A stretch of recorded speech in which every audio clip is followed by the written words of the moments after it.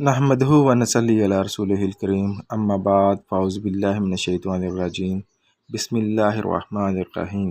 شروع اللہ کے نام سے جو بڑا مہربان نہایت رحم کرنے والا ہے۔ آج کا عنوان ہے صحیح بخاری کی حدیث نمبر 4، وحی کی ابتدا۔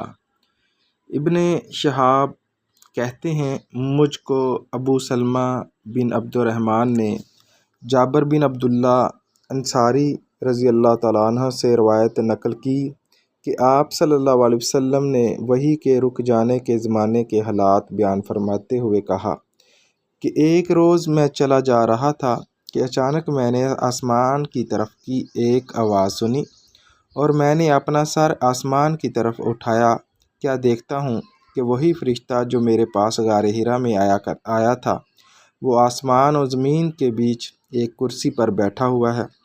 میں اس سے ڈر گیا اور گھر آنے پر میں نے پھر کمبل اوڑھنے کی خواہش ظاہر کی۔ اس وقت اللہ پاک کی طرف سے یہ آیت نازل ہوئی، اے لحاف اوڑھ کر لیٹنے والے، اٹھ کھڑا ہو اور لوگوں کو عذاب الہی سے ڈرا اور اپنے رب کی بڑائی بیان کر اور اپنے کپڑوں کو پاک صاف رکھ اور گندگی سے دور رہ۔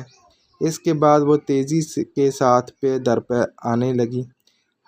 اس حدیث کو یحییٰ بن بکیر کے علاوہ لیث بن سعد سے عبداللہ بن یوسف اور ابو صالح نے بھی اسے روایت کیا اور عقیل کے علاوہ زہری سے حلال بن رواد نے بھی روایت کیا۔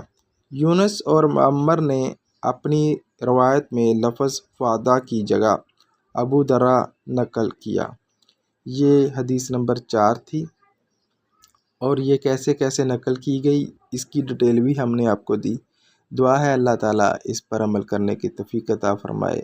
وآخر دعوانا الحمدللہ رب العالمین۔